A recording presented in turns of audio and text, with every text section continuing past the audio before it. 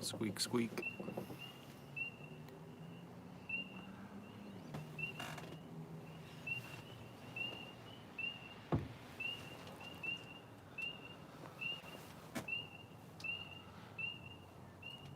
Hello, hello, hello. Good evening, good evening. Inward? Damn. Early. Cool.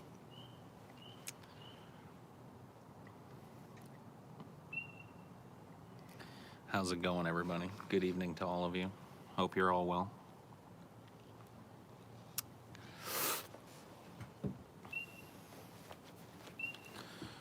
Here to join my Sunday evening drunkenness? No. No, I don't drink. Not really. I mean, every once in a while I will.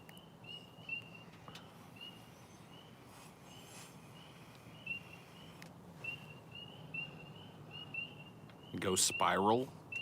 What the fuck, dude?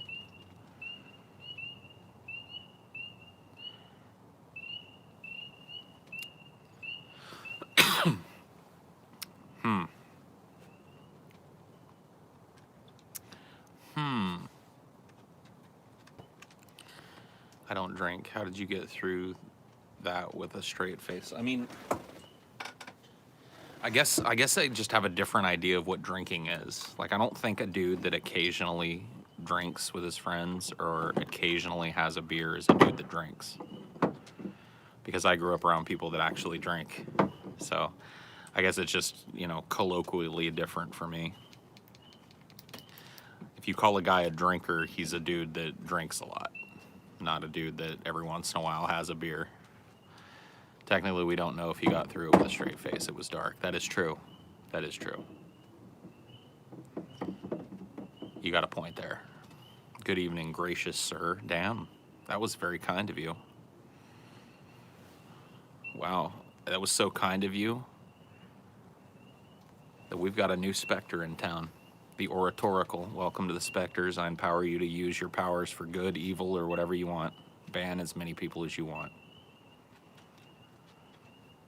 What a gentleman. What a true gent. I was glad that you believed me when I told you about the 100% autism on Discord. I'm not alone in this experience, clearly. No, you're not. Hey, Paul, started listening to Tool. I loved Enema. Is all their other material at the same level? I mean, their first 3 albums are pretty fucking solid gold for me. So that being Undertow, Enema, and then Lateralis. So I would say those 3 albums I vouch for 100%. 10,000 Days has some bangers on it, but it's not as good as their other albums, in my opinion. But I will vouch for all 3 of those first 3 Tool albums. I do like classical music, yeah. 10,000 Days is good, but I think it has a lot of filler, a lot of lingering that, for whatever reason, Lateralis was this big, spacious record, but it doesn't feel like it lingers. And for me, at least, in my opinion, from my subjective perspective, 10,000 Days lingers a lot longer than it needs to in a lot of places.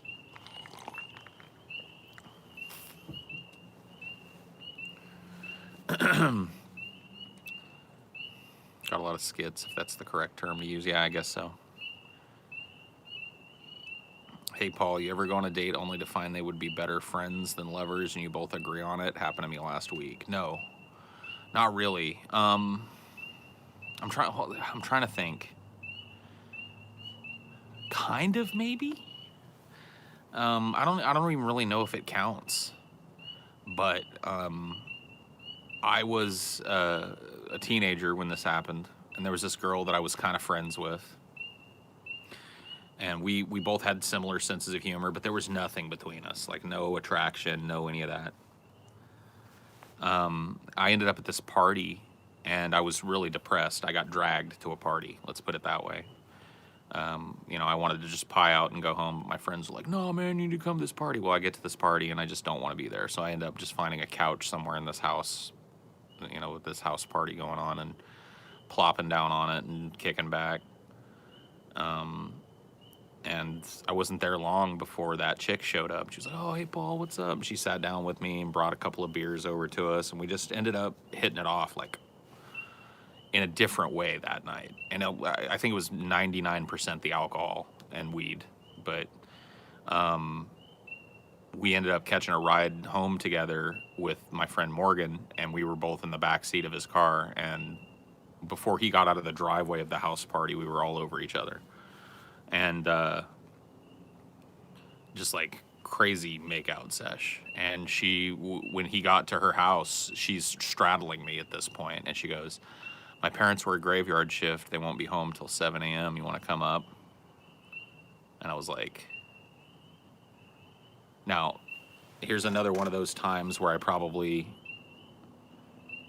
made the wrong decision or whatever. But I was like 16 years old, and I got scared out of my wits and had no idea. I was actually like pining. One of the reasons I was depressed was because I was pining away for some other chick.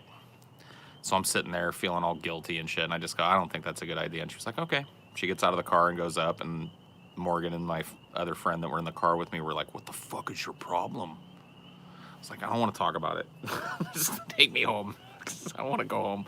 But the next day, she called me, and I was afraid it was going to be awkward at school, when we saw each other. But the next day, she called me, like at noon or something. It was on a Sunday, I think.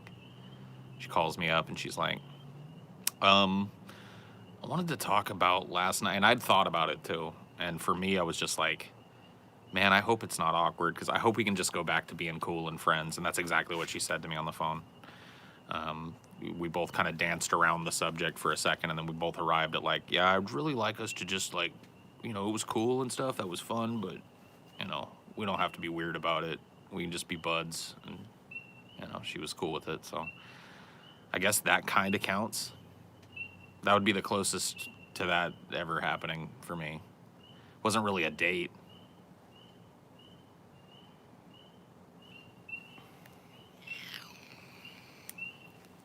I've never really dated a whole lot, if that makes sense. Yay for communication, yeah, right?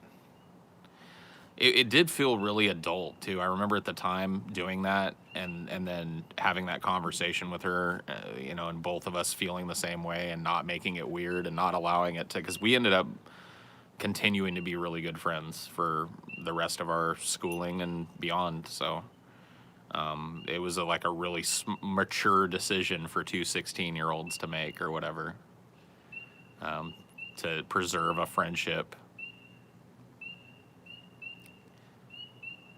Teenage Paul was, yeah, like I said, I wasn't all that mature. I just friend zoned a chick, but don't know how to be friends with people. Which was one of those guys that didn't get fixated on one single girl at a time. It makes things so much easier. Yeah, I mean, I have friends that dated a lot, went on a lot of dates, dated a lot of different chicks. I was never that way. Like, I always was friends with a chick before, with the exception of my ex-wife. I guess that one started like traditionally dating, now that I think back on it. We both worked in the same strip mall. I was working at a Starbucks, and she was working at a sandwich joint that was in the same little strip mall as my Starbucks. So I would go in there to get lunches and stuff, and she would come in to get coffees. And so that one started out like traditional dating, because we weren't really friends before. Ashley and I were friends for months and months before we ever started dating or flirting or anything. So I'd say that that's more in line with what's traditional for me. In my past, when I've dated girls, it's usually been girls that I've been friends with before. Thank you for introducing me to Nikocado Avocado. Why are you thanking me for that, man? I guess it is actually pretty fun to watch. Pretty funny. Take this money, you filthy scammer. Thanks, Tucker. What a guy. What a chat. What a chap. What is this chat even talking about? I don't know, dude. You're asking the wrong guy.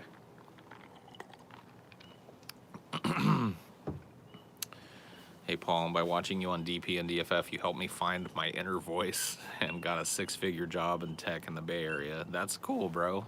I don't know if that's true or a troll, but if it's true, good on you, man. Hey, if I radiated a little positivity into somebody's life, you know, that's great. I don't know. I don't know. Yeah, exactly. Inner voice. I don't know. I don't know how I helped you find your inner voice, bro, but whatever that means, I'm glad for you. I'm happy for you because that sounds pretty dope. 6 figures in the Bay Area sounds pretty dope to me. I miss Dr. Paul. Ever plan to bring him back? Oh, yeah. When I give bad medical advice, sure, we can do another Dr. Paul segment one of these nights. 6-figure job, huh? Donate to Paul. Serious. Yeah, break me off a chunk of that pie, man. It's just done. Watching Paul will solve all life's problems. Yeah, man. Holy shit. That dude's comment sounded like somebody that I would hire to come in here and make me look good, you know? That makes me uncomfortable. I don't want to be accused of that shit. Yeah, sounds like one of those like PR companies that you would hire to like come and leave positivity and shit. Meaning I got better at banter and bullshit. Well, that I can understand. That I can understand. Paul, you inspired me to go into political science, take it seriously. You inspired me, and now I go to a public Ivy, the University of Michigan. For real, man. Cool. That's neat. I like that, man. Hey, look, little nuggets of positivity. You guys are out there doing things I'll never do. Look at you. Look at you. Gives me hope for the future. I missed the college bus, guys. I missed the college bus. I tried too many times to step out onto the bus platform and I never really got to it. I inspired you to eat pizza. Cool. That's neat.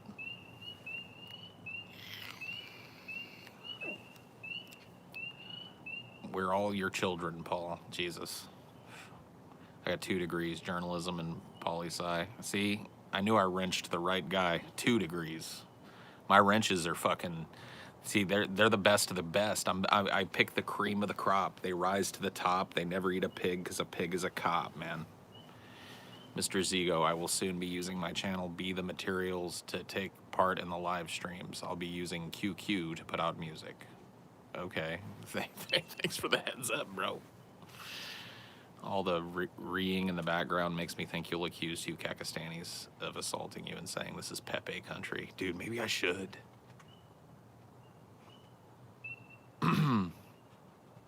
Yeah, dude, maybe I should fake a hate crime. Maybe it's time. But I can say it was like Keck fans that did it. It won't even be like politically motivated. It'll be anti-meme motivated. Like I'll just slop green paint all over me and beat myself up and be like, a bunch of dudes fucking came out of the woods. I don't know, man. They were dressed like frogs and they kept saying Hail Kekistan while they kicked me in the face. They dumped paint all over me and turned me into green. I don't know what I did, man. I just criticized the meme. Kekistanis are a political meme, kinda, sorta, I guess.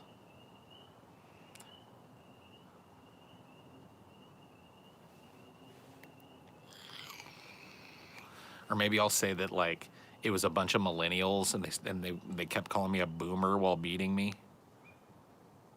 And shocking news today, a New Orleans man was savagely beaten by what he claims to be a crew of millennial children who stomped him and called him a boomer.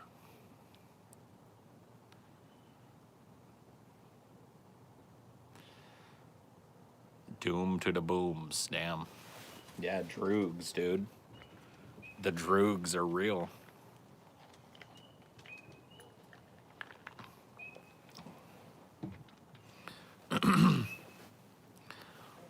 Isn't the 30-year-old boomer supposed to be millennials? I don't know, man. I don't know what a boomer...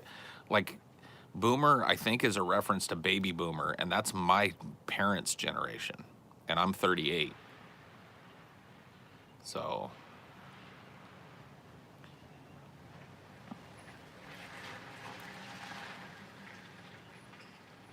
if you ain't drinking out of a plastic blue cup... What? I am drinking out of a plastic blue cup, though. Boomer is a mindset? Then shouldn't you come up with another name for it, though? Because, like, boomer is short for baby boomer. And the baby boomer generation is, like I said, it's my parents' generation and their parents' generation. Yeah, I'm either in Gen X or right on the forefront, like the first year of millennial, depending on who you ask. And the reason I say that is if you look it up, you will find conflicting answers as to when those generational times start and end, and what year supposedly marks the beginning of the millennial generation, and what year, whatever. So I don't really care much, but I do know that when I was a teenager, I was told and treated like and labeled by the media as Generation X. When they talked about my age of kid when I was a teenager, they called us Generation X, and they would show pictures of kids my age smoking on the street corner, wearing eye makeup and baggy pants and shit, and long greasy hair and flannels. So I know that when I was a teenager, I was labeled as Gen X, but now there's a controversy about it. Now that I'm not a teenager anymore, now there's this like, well, you're not actually Gen X, you're a millennial, but right on the cusp, or whatever the fuck. I don't know.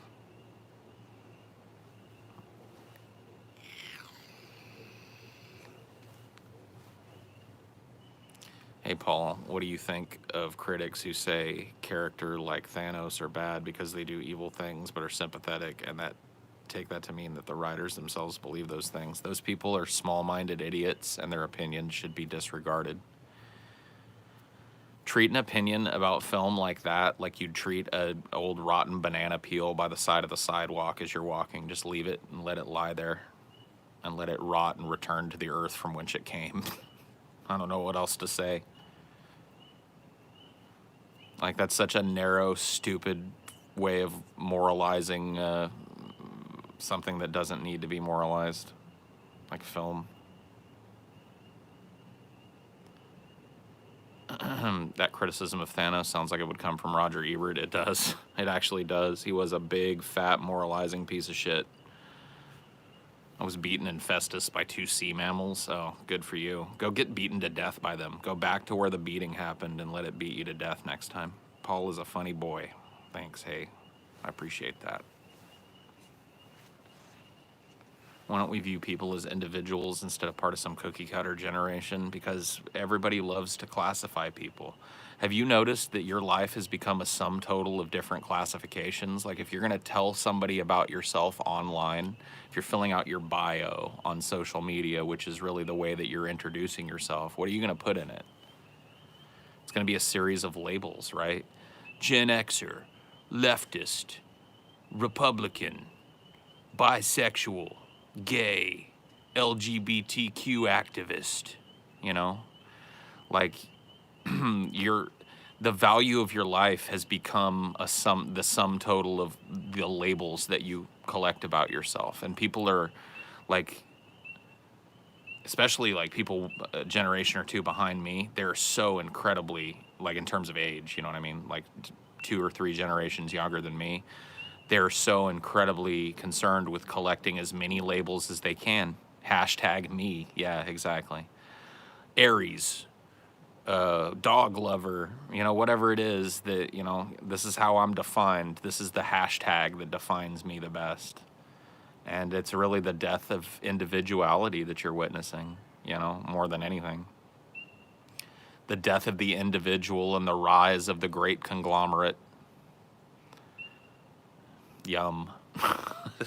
Tasty. Where do I get another scoop of that? Whoa. What's going on there? Please. Please don't fall off the thing and crush my phone on the ground in a fiery fireball mess. I really appreciate that arm that I've let sit out here and rust in the Louisiana fucking weather. I've ruined this arm, man. I mean, it works for what it does now, but if I ever take it down off of this, it'll probably never get hooked back up again.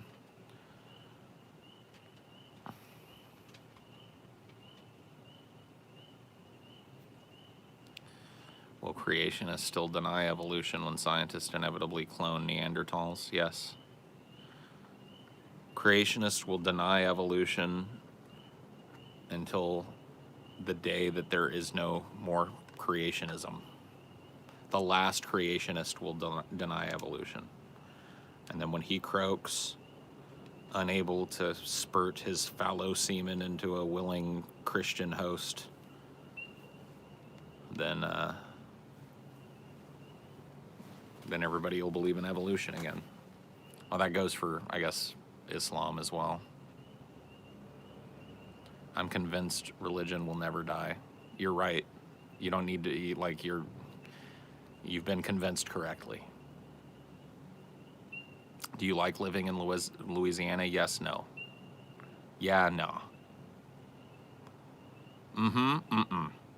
If weed was legalized in Louisiana today, would you consider growing your own? No. Except when you don't meet collectivist standards, when you're a failure by their metric. Okay. Damn it, Paul, I was learning a Megadeth solo when I saw this. Man, I love it when people, like, accuse me of being responsible for, like, what they're doing and when they're doing it.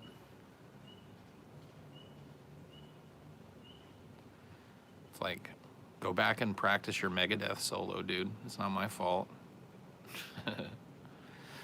Labels give people a quick idea summary of who you are without needing to, what?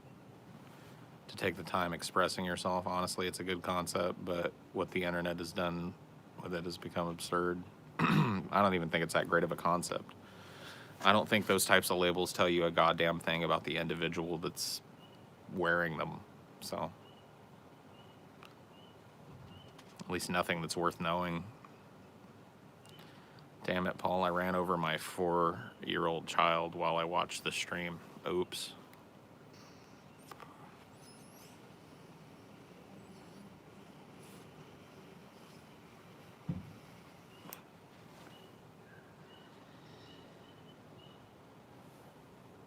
You got 30% Neanderthal in your DNA test? Okay.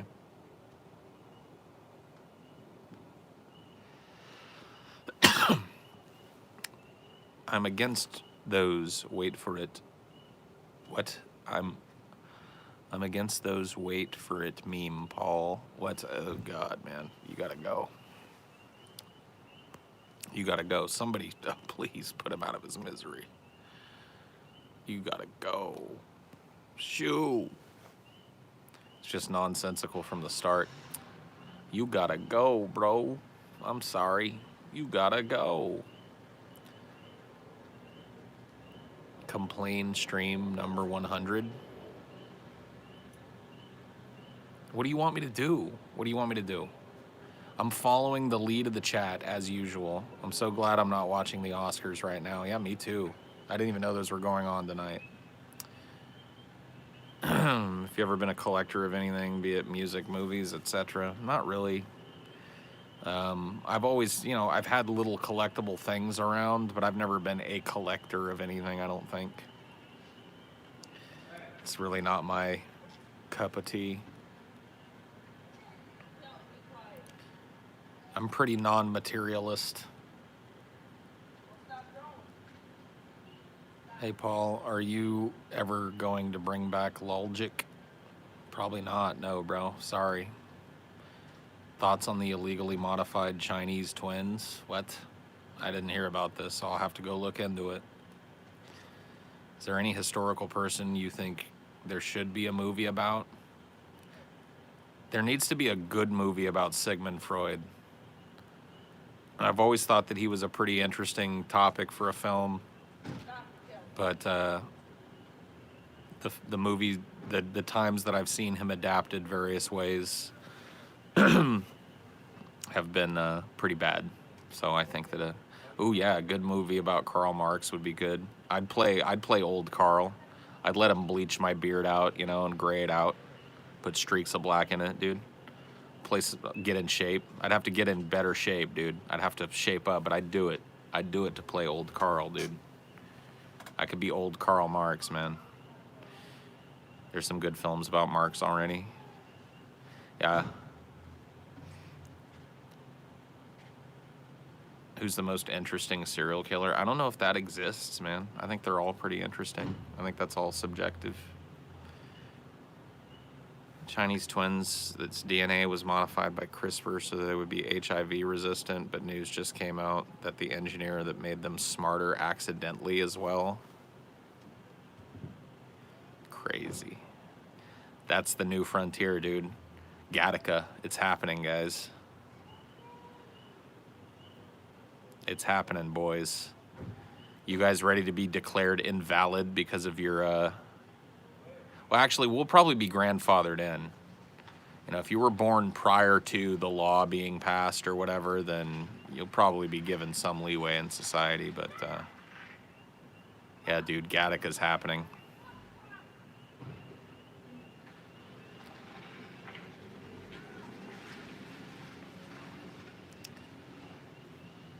What would win, superhumans or cyborgs? I mean, that all, as I think you know, is dependent on power level, my friend.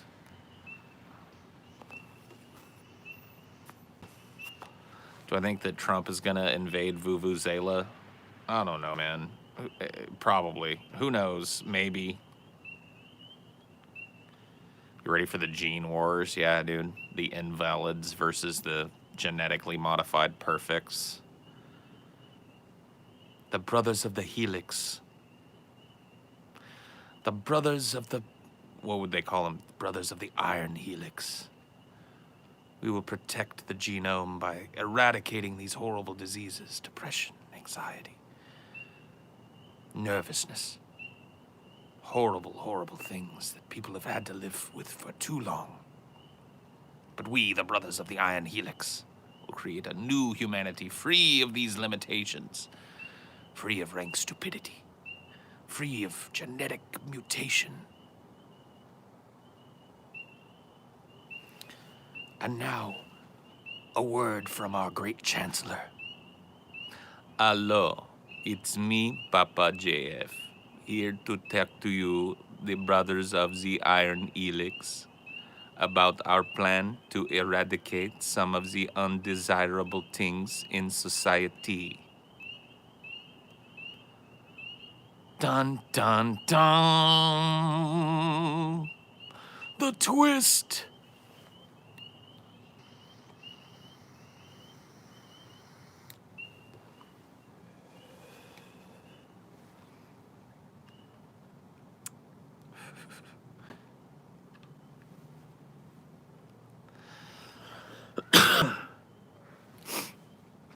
Paul making fun of JF is one of my favorite parts of these. Yeah. We watched, it wasn't that long ago, we watched a clip of JF's girlfriend acting crazy on one of his streams. And it wasn't like, I think it was like the next day that I saw, like, that she's had several little mini meltdowns, I guess, on his stream. Which, you know, I don't know how I feel about, like, honestly making fun of, like, I know I've probably cut at JF for the retarded girlfriend thing deeper than most people, but she seems, like, really troubled. She seems pretty troubled. And, you know, I don't know what kind of care she's getting with JF on the scene.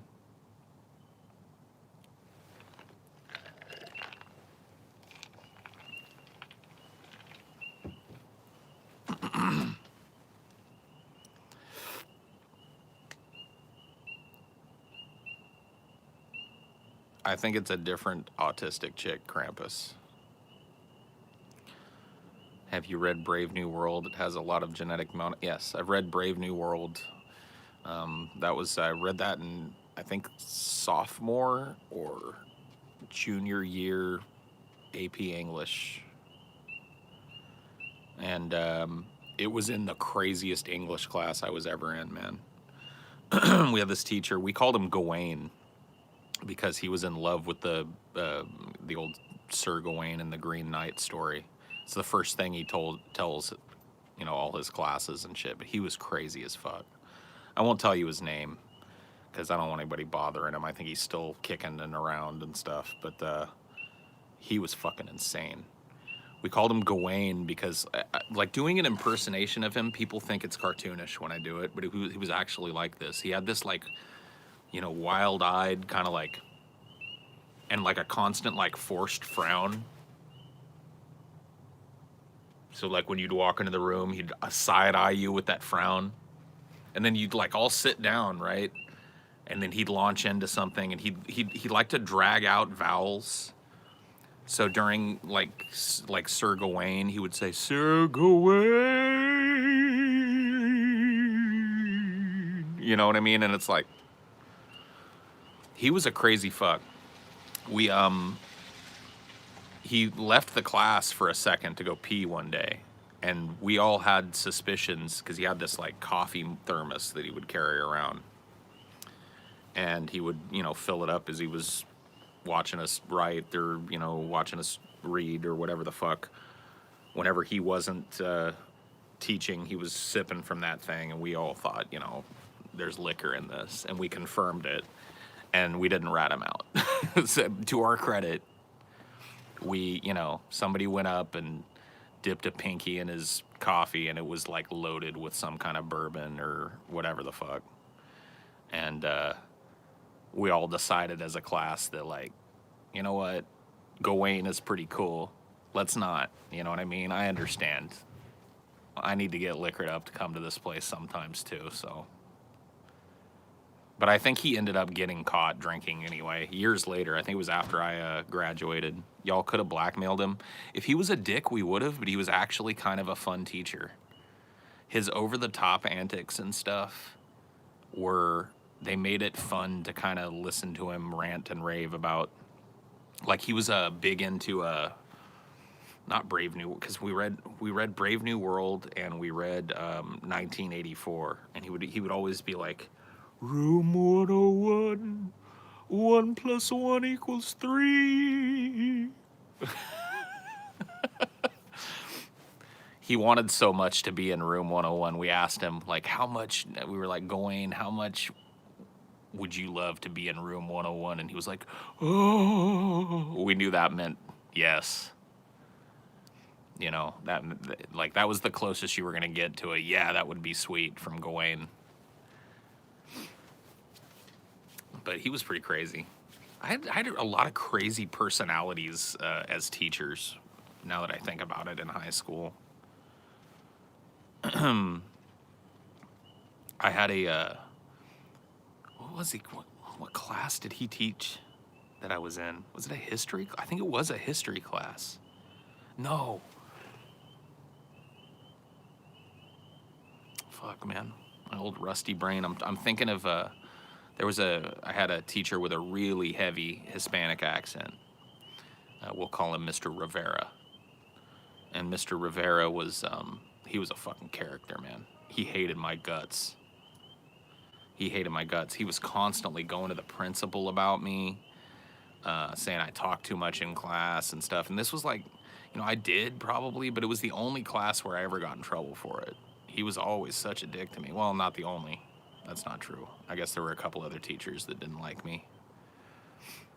But I had a really good math teacher. She's actually really cool. I used to bump into her a lot when I worked for the school district. She was working at one of the schools that I oversaw, so I used to help her with her technology and stuff. She was really nice. She actually helped me a lot with math, because I struggled, man, with math. But she was really lenient with me. She put up with a lot of my bullshit, and she actually made an impression on me that got me through math, so that's pretty cool. You ever have hot teachers? Oh, dude. Oh, Lord. Yes. In fact, you may not believe this,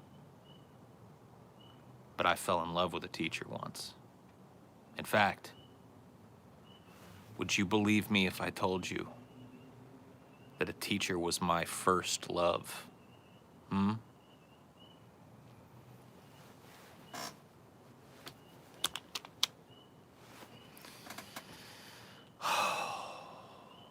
She was not a Latina. She was an Italian young lady. And we'll just say her name was Miss Divine. It was very close to that. She had a name that was very close to that.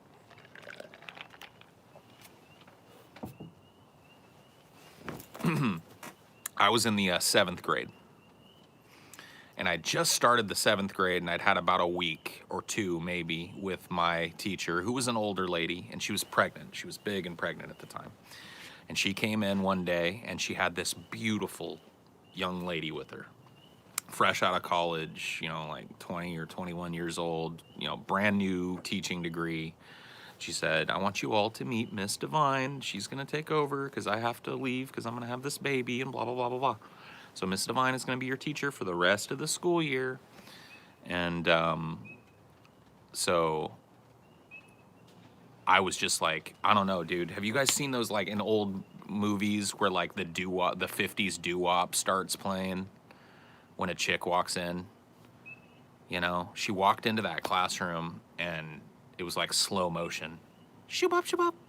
Ooh, ooh, shoop-up, shoop-up. You know, it just like, how old was she? Like 20, 21. She, like I said, fresh out of college. She had gone straight to college, and she told us all this, you know, like she was very, she wasn't, I don't know, dude. I don't remember her that way. I don't remember her as super curvy. She was like, kind of like, I don't know how to describe it. Like wispy, I guess.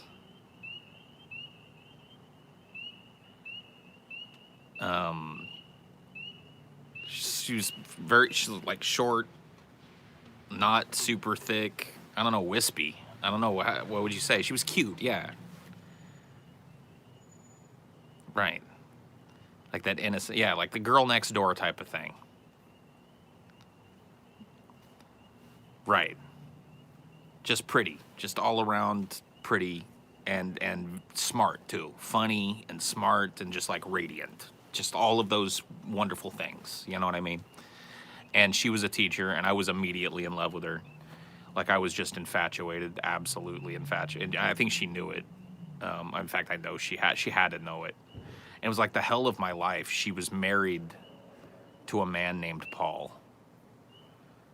And she was my 7th grade teacher.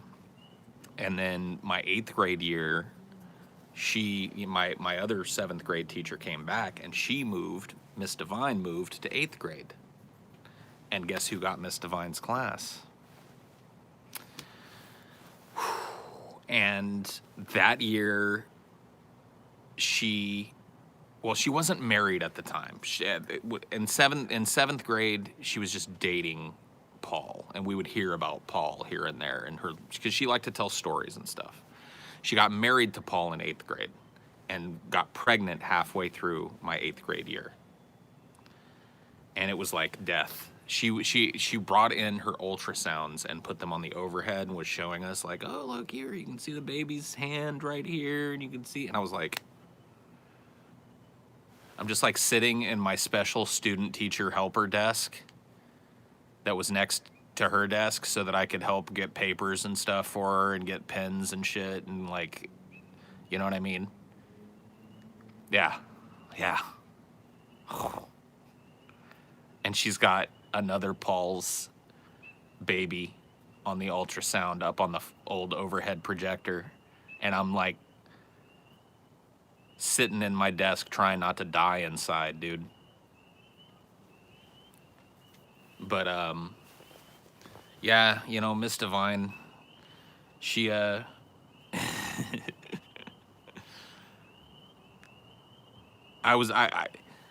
she still works at the school district that I worked at, and every time I saw her, I was just like, it was hard for me. Like, it's not like I still feel the same way, but like when I see her still to this day, I become that little 8th grade boy for a couple of seconds, and it's weird. It's just like, you know, just one or 2 seconds of shoop up, woo, woo, and then you're just like, oh, you know. So it made it hard for me to, like, as an adult, go, hey, you know, Miss Divine, how's it going?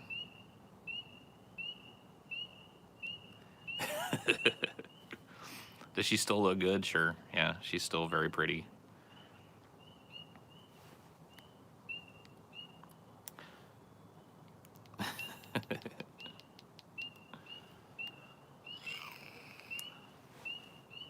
She was of Italian heritage, if I'm not mistaken. When was the last time you saw her? It would have been probably the last year I worked for the school district. I would bump into her at least once or twice a year. Thankfully, I don't think I was ever placed at a school that she was at, because that would have been. I was good with every teacher I ever worked with, but that would have been a nightmare. I don't know how. I mean, it just not. I don't know how it would have worked. Wait for old Paul to die and make your move. I'll probably croak before old Paul. She's still married to Paul? I don't know. I don't know. She didn't have an Italian accent, no. She was just of Italian heritage.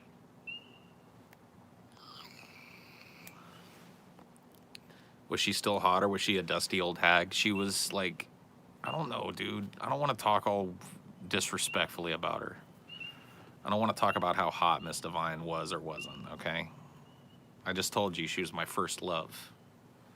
You got to set that aside, man. That's your boyhood love right there. You don't shit on that in front of people. That's not bro space, you know? You put that on the shelf. Yeah, my first love, dude. You know, a lot of people would say that it doesn't count, but man, I had every symptom of being head over heels in goddamn love. Jabbo's here, man.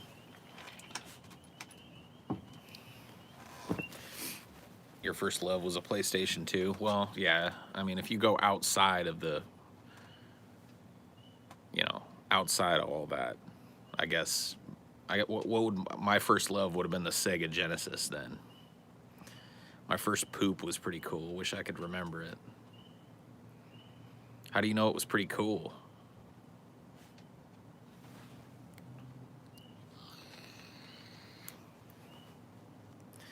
Well, I wasn't the only dude that had a crush on her, too. Like, there was a little cult of personality that built up around her, and I hated every last one of those dudes. Paul, you think some female entertainers are teaching young girls to use their bodies more than their brains? Is that the real Cardi B, yo? Dude, Cardi B is in my chat. Can you believe it? I don't know. I don't even know what to do with that question. My first love was a girl I met at the beach when we were 5. We started hanging out that summer, but never met again. Oh, that's a shame. You don't remember her name? You can't look her up? Like, this is the age of Facebook, man. You can't look her up now?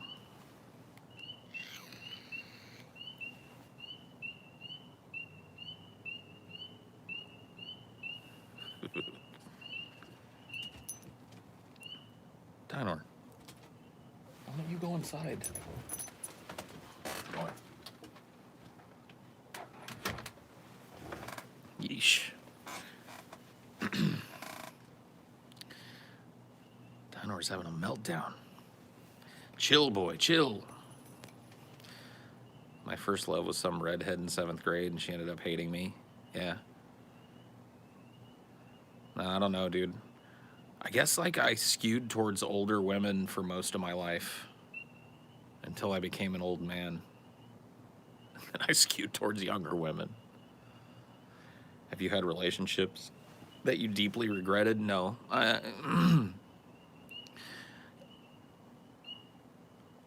think a lot about my past.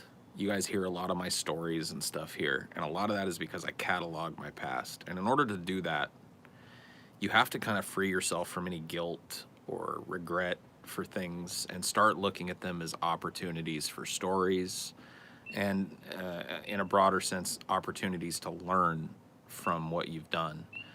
So if I were to be like filled with a bunch of sorrow and regret for things that had gone wrong in the past, relationships that had turned out badly, then I would be kind of blocked from learning anything from those, in my opinion. So I you know, do I regret some aspects of the way things went during some of my past relationships? Sure. Sure, I can carry some personal regret, but as far as overall regretting the relationship, no. No. Every relationship I was in kind of carved me a little bit into something else. And I wouldn't be who I was sitting in front of you without all of those other relationships. So, you know, that's kind of the way that you've got to look at it. My first girlfriend was my next door neighbor. I was 13 when we started dating, and we lasted a couple years. She turned into a slut after we broke up. Damn, that's harsh, bro. Yeah, like I'd had a couple of little cutesy wootsy girlfriends, you know, prior to uh, falling in love with Miss Divine, but like nothing that I would, you know what I mean? I wouldn't call it love.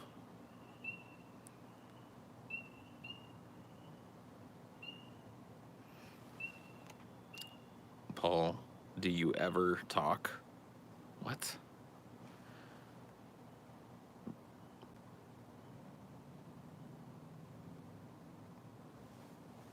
I absolutely hate women for the most part. I honestly wish I was gay. Well, man, we can all aspire to the stars, my friend. Don't dream it, be it. Go ahead and talk, Paul. Don't be shy now. Okay. Incel spotted. Yeah, maybe. You never know, dude. You never know.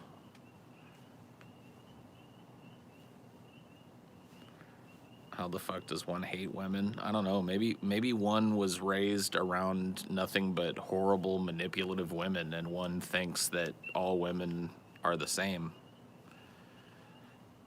That's one path I can think to it.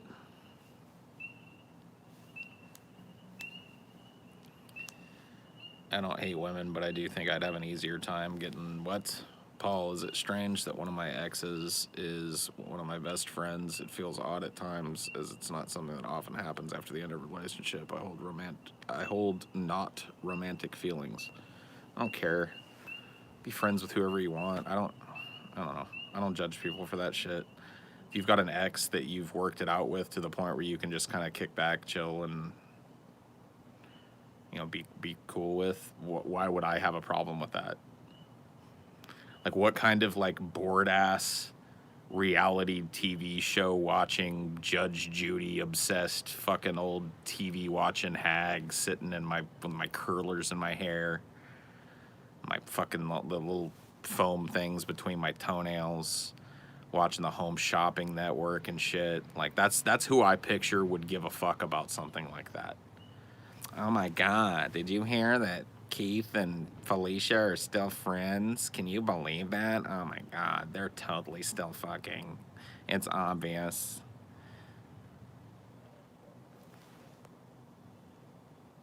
MGTOWs get it wrong. 80% of women and men are bad, but there is the good 20%. Whatever, man. Whatever, Cardi B. Stick to rapping. Can we get a tour of the cuck tent? No. No. That's a sacred place. You don't go in the cuck tent. Cardi B is right. Cardi B is a... Let me tell you something about Cardi B. And I'm just going to be real about it.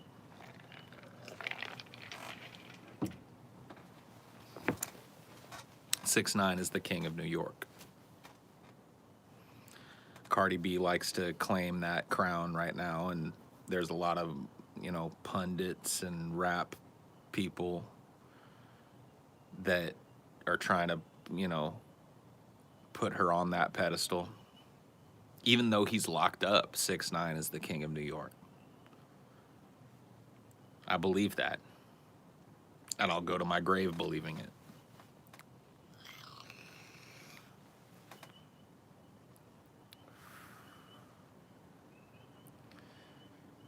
Would you snitch like 6ix9ine? Because I would. I mean, I think 99% of people would.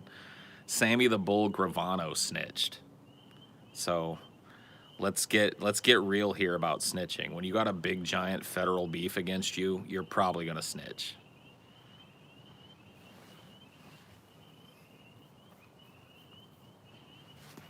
Don't you mean like 6ix9ine% people would? Yeah, sorry. 6ix9ine's gonna be in prison till he's 50. God damn, that's a shame.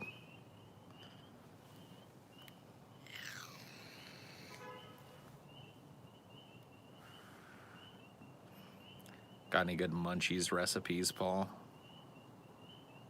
Munchies? No, not really, man. I don't have any special thing that I make when I've got the munchies or whatever. It's just like whatever I've got. Make a grilled cheese sandwich, I guess. That's like usually the thing that everybody's got. You got some slices of cheese, you got some bread, you can make a grilled cheese. Boom, you're good. Like, I'm not a picky dude. I don't know, I don't make these special, like, I have done some crazy shit. Like, I remember one time I had the munchies and I was pretty low on milk. But I was like, wait, what if I just like put a scoop of ice cream in and then like melted it a little bit? And let me tell you something, it worked. It worked. It worked. It worked real well.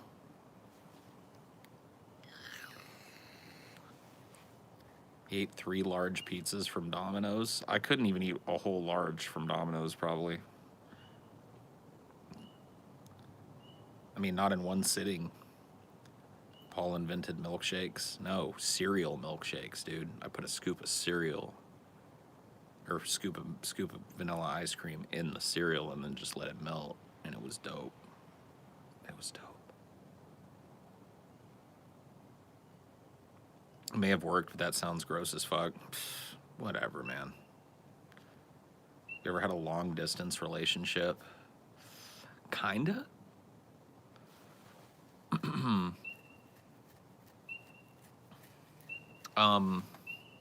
Ashley and I's relationship was long distance for all of a week, I think. And then prior to that, in the very early days of the internet, this would have been like freshman year, maybe. There was this chick who I met on an online chat room. She might have been catfishing me for sure. Like, I don't know. But she wrote me letters and stuff, like actual letters. We exchanged addresses. We were doing the pen pal thing, which I don't even think people do anymore. But her letters would always smell like perfume and stuff. I don't know what happened with that. Something happened. And we just stopped talking. I remember being busted up about it, though. I don't remember much else, unfortunately.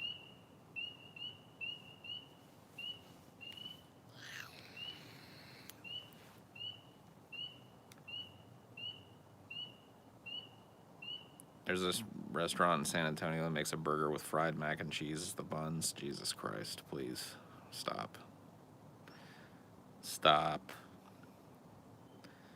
You guys are gonna kill me with this, dude. I'm gonna go make that now. Yeah, I might have been the Trent in that situation. I don't know.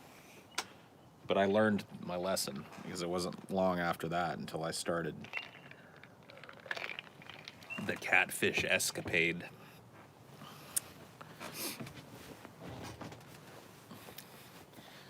Chino Moreno, dude, from the Deftones. You're looking at him.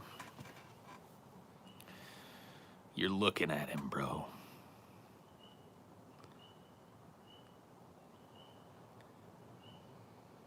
Did you watch Post Malone's Olive Garden interview? Wasn't he with, like, who was he with? Yeah, he was with some late night personality, right? I think so. Yeah, those are frogs. Dems be frogs.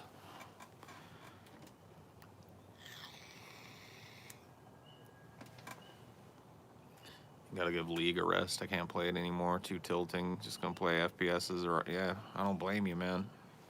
I can't play those MOBAs no more. I mean, I can play them every once in a while, but I don't know. I'm out of the game. I get too salty, too easy. Let's see. How am I gonna do this? I got one hand in my pocket. All right. Gotta make sure I bring this chair in because it'll just get soaked outside. Yeah.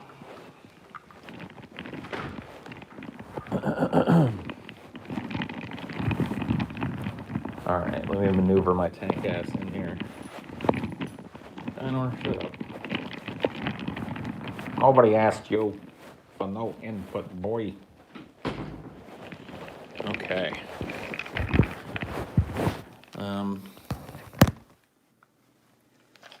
Let's get a workable setup here. Move the stream deck because I don't need that.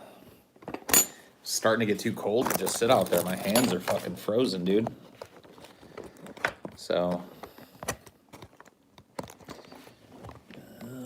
okay, that's as good as I'm gonna get there, I guess.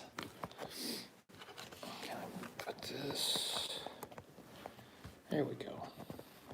That works.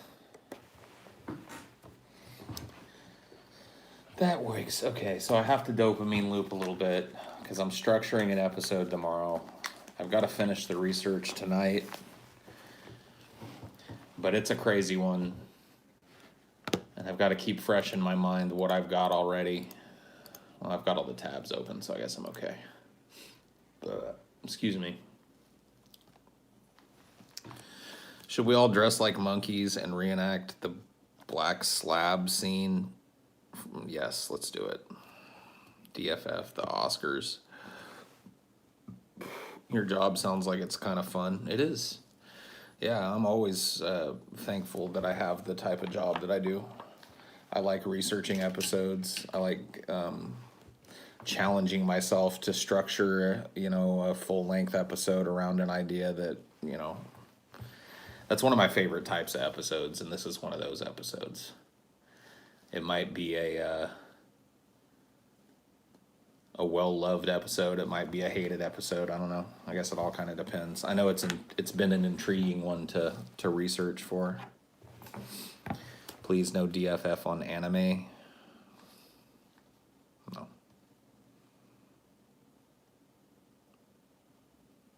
DFF ween.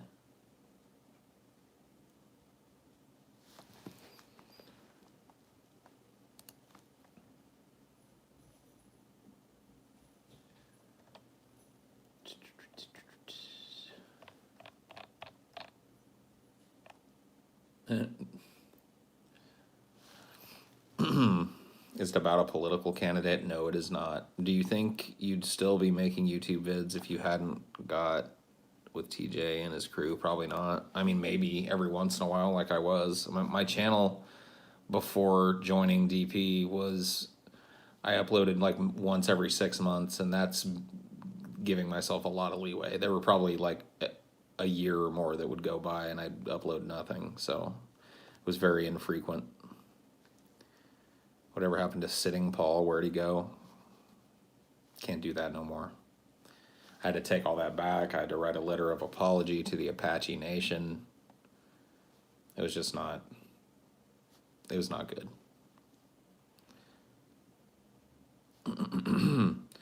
Man Roach, what are you doing back?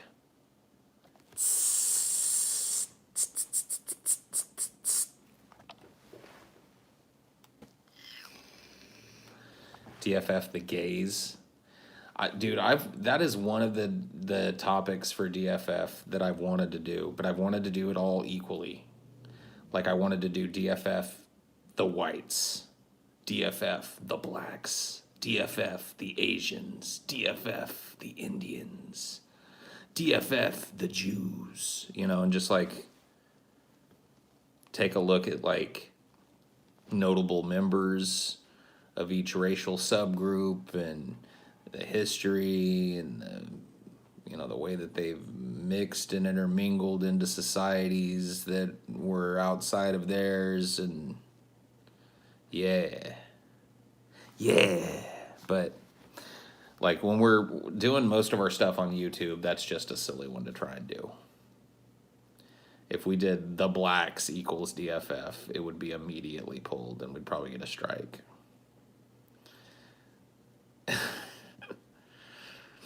Did you do a combo DFF on John Wayne Gacy and Brad Dourif, or am I imagining that? No, we didn't do a combo episode on John Wayne Gacy and Brad Dourif. You are imagining that.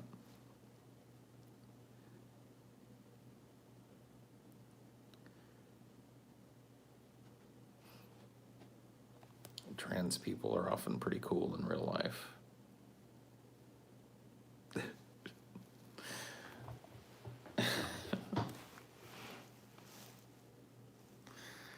The fuck is wrong with you, man?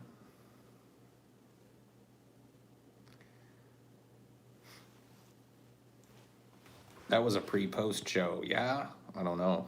I swear to fuck you guys did an episode on Andy Dick, or did all you guys do was fuck on him? I don't know. Didn't we do an episode where we measured something in Andy Dick's? Oh, fucking pollen, dude. Sucks. My nose is running like a fucking faucet. Eyes are all... Look at this. Spring has sprung down here in Louisiana. And that means that I'm just constantly...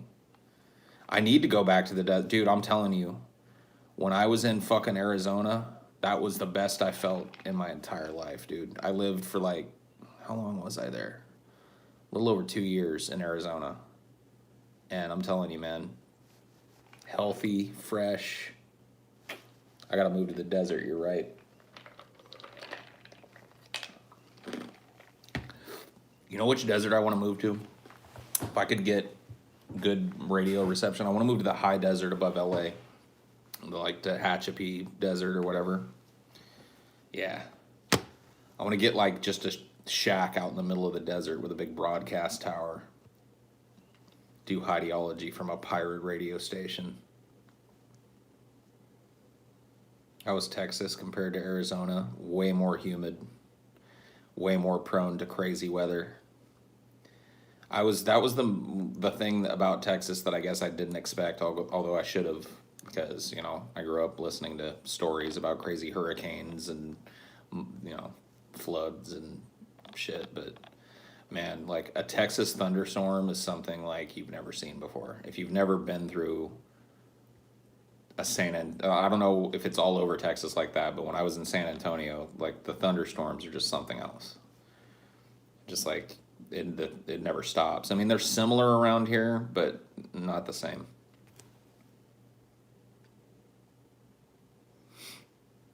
And there was a hailstorm that came out of nowhere in Texas. Me, Ashley, and her little sister were on our way back from getting a hamburger at some burger joint down there. And it was just like sprinkling when we left. And we got there, ate our burgers, got in the car, and all of a sudden it just like that sprinkle turned into a giant fucking hailstorm. And I was just like, okay. So I just kept driving until the hail got so big that I was just like, I need to just like try and get under a tree or something. So I just kind of like pulled over to the side of the road under the cover of a tree and waited for it to pass. It's like hail like that coming out of the sky. Just like, what the fuck? Isn't that a bad thing? In a hailstorm, getting underneath something is probably not a bad thing. I don't know. Maybe it's a bad thing. It ended up working out okay. I don't know if it was golf ball, but it was like, quarter sized or bigger. It was a big ass fucking hailstorm.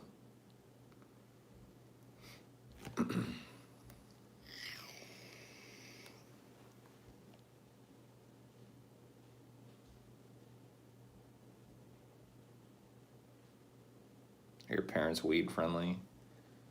My mom and stepdad are. My dad, who gives a fuck? Kamala's probably going to get it because the DNC will cheat again. Still vote for Bernie, though. Why are you in here like, come on, man. Why are you in here campaigning? Can we take a break from the campaign? Can we get a little breather from the 2020 campaign here in 2019? Yeah, I don't even vote, man, and I'm fine with sitting through it. I pay attention to it, but can we set aside a little time to not fucking campaign to one another? That'd be nice. It's like everybody's like a political operative now, but it's just slacktivism, man. You talking about Bernie in my Highdeology chat is not going to make a bunch of people go vote for Bernie. It's not going to make his chances any better or worse. Stop proselytizing everywhere, man. It's a constant bunch of fucking campaigning for these politicians. It's like you realize they pay teams of people to do that for them, right? Brett Keane 2020 mac and cheese for all. Okay.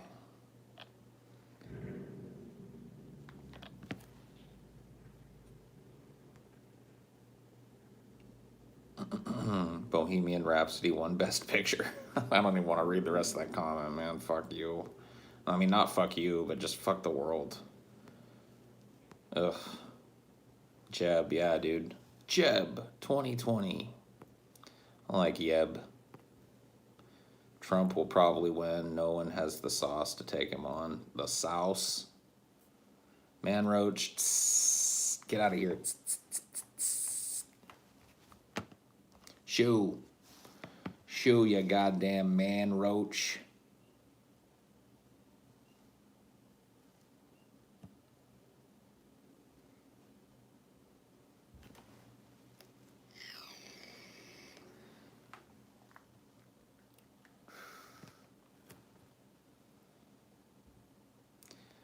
If there was a male period, what would happen?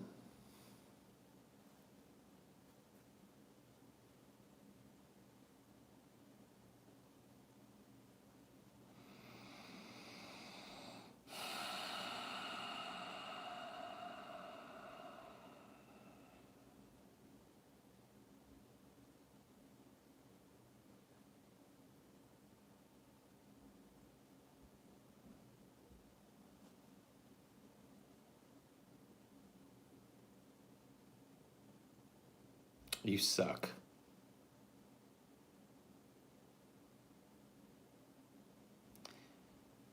Missouri has some. Who can, man? What, the weather? Is that what we are now? We're just a bunch of old men sitting out on the porch talking about the crazy weather and shit. Oh, you wouldn't believe the weather up here in Saskatchewan. It gets crazy, don't you know? Like, oh, fuck me, man. I used to live in a little town called Plainview, Kansas, and I'll tell you, it sounds uneventful, but the weather there was unbelievable. I'm hard to please, I know. I really am hard to please tonight. I'm angsty. I don't know what, I really don't have an excuse either, other than that's just how I woke up today. I woke up angsty, and I've been doing my best to suppress it. You know, I went on that walk with Ashley, and that helped with the angst, I guess. And then, you know, now I'm here with you guys, and it's leaking out onto you, my angst.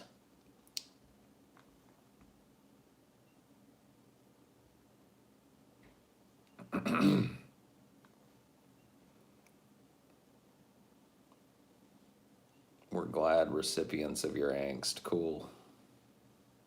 Don't mistreat us, Paul. Damn. Damn, Fallout boy. Why don't you chill out, man? I feel that way every day.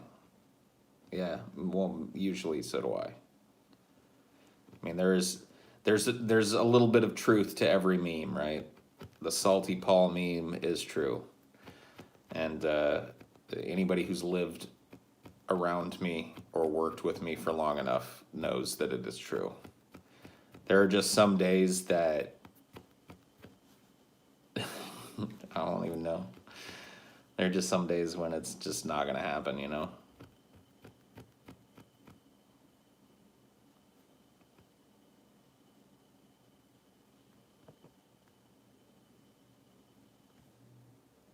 Hey, Paul, I'm curious more on your ideas of the simulation theory. I don't get it too much, but I have delved in the idea. What about it makes it possible, and how would we know? I don't really know that there is a way for us to know, because if we are living in a simulation, then that means we're living, our observable universe is simulated. So there would be really no way for us to know for sure, I don't think. And even if we were able to prove it, it wouldn't change the rules of the simulation any. So it's one of those philosophies that, like, I think a lot of scientists adopt it because ultimately it doesn't matter.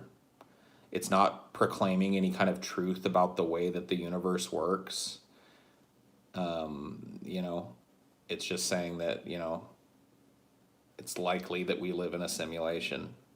That doesn't mean that, like, your life changes tomorrow. You know, if you, like, have this realization, like, holy shit, I agree with that. We're likely in some grand simulation. Crazy. I don't have to go to work tomorrow because that's just simulated work. Well, guess what? Your simulated paycheck's not going to come, and your simulated landlord is going to kick you out on your simulated ass, you know? Nothing changes in your life. So it's not something that's making any proclamations or any, you know, grand truths about existence.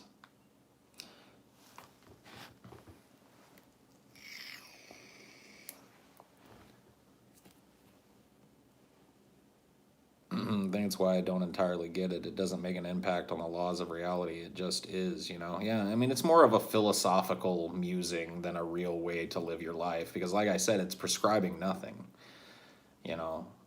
It just happens to be a really fundamentally interesting thing to talk about. Whoa, Eclipse, $50. What a nice guy. Look at you. I'm not sure what that was for, or why you didn't leave me a nice message to go along with that, but thank you for the $50, Eclipse. That's nice. If you were trying to send a message or something, put it in the chat and I'll read it out. I'll make sure it gets read. What a fella. Eclipse is trying to make you feel better with money. Hey, it helped. In no way is it a philosophical musing. No philosopher would ever spend their time thinking about such nonsense. Wee, that's bait. Just warning you guys, that's bait. Don't take the bait. My song, get out of here. Cardi B, shoo.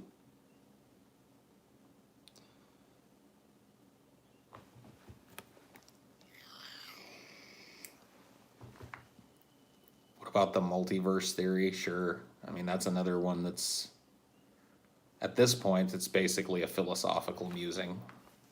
I mean, I know that there are some scientists studying it and backing it as an explanation, but for lay people, it's more of a philosophical musing about the implications of multiverse and every potentiality on, you know, in the universe creates a separate universe where two outcomes exist. That's an interesting one to think about. It's my favorite layman's exploration of multiverse theory is in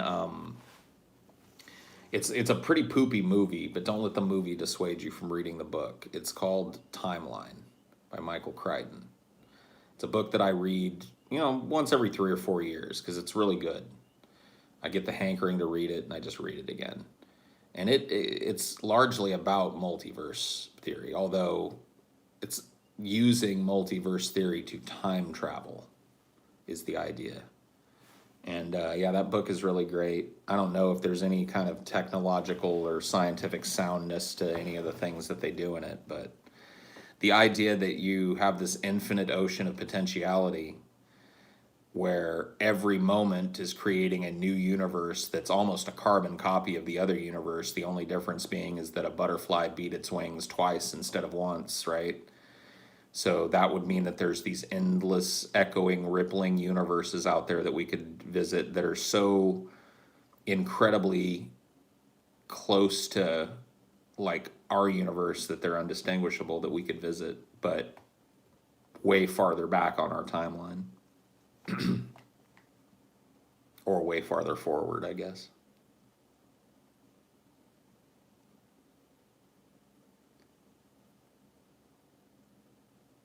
This sounds exceedingly scientific and not philosophical. Well, I mean, like, I don't know, dude. I don't feel like I want to hold your hand to seeing the philosophical angle on all of this. The idea that we could visit a parallel universe that is so close to ours that it's indistinguishable and do things there that would have no repercussions here, you think has no philosophical bent to it? Do you want me to spend more of my time, like, helping to explain away your lack of imagination, or was that enough?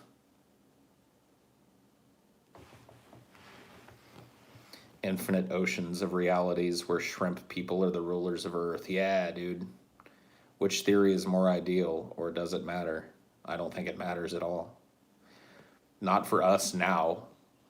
The answer to these questions and whether or not they're true may come to matter to our species sometime in the far-flung future, but I don't see any of us, like, having our day-to-day changed by multiverse theory anytime soon. Hence it being a largely philosophical pursuit talking about it. Nothing really matters. Anyone can see, Marshall. Sapient blobfish universe. Hey, it's out there somewhere, probably.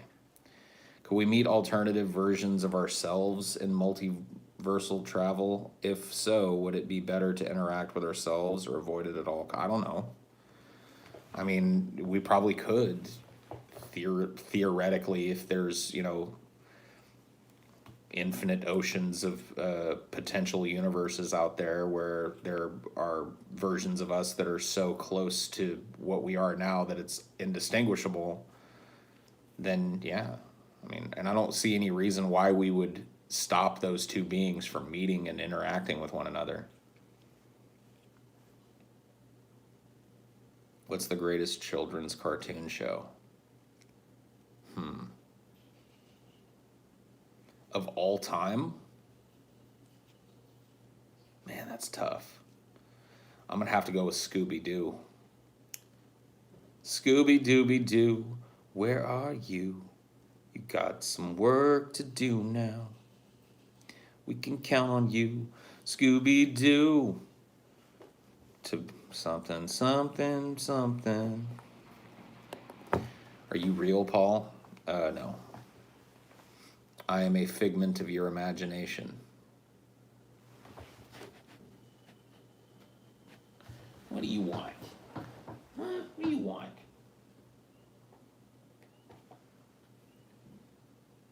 What do you want? What are you up to?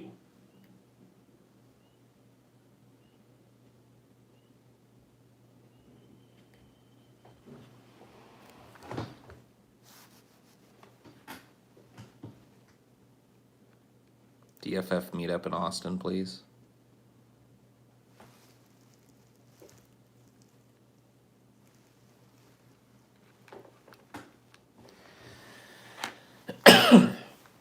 Scooby-Doo is good but repetitive. That's where you're wrong, man. That is where you're wrong. Every mystery in Scooby-Doo has a different twist. I mean, ultimately it ends the same way, but it has a different mystery. You can't argue with that. You can't argue with that.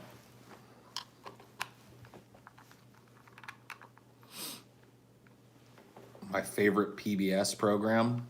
I used to like, well, when I was a kid, I used to like Mr. Rogers a lot. Mr. Rogers was still alive and making, kids shows and stuff when I was a kid. So I used to watch Mr. Rogers every day. I wasn't big into the Muppets. I don't remember being into Sesame Street. I'm sure I was for a little while, but The Muppets and Sesame Street stuff didn't really do it for me. I did like Mr. Rogers' puppets, though. I liked those puppets. I liked the, the never, whatever he called. What did he used to call it when he would go on the train? Was it to Neverland or to Fantasia or what did he call it? I can't even remember now. It's been too long.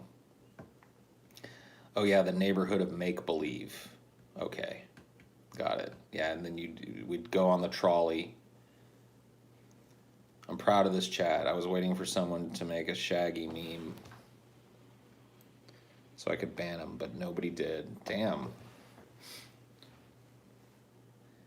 What a bunch of shapely chats you guys are, dude. We've shaped up this chat. We've eradicated the tism. One Hammerfest Pride gave $5. Well, thank you, my friend. I appreciate the $5. Yeah, you're kind of right. Scooby and gang did catch the monster in a different way.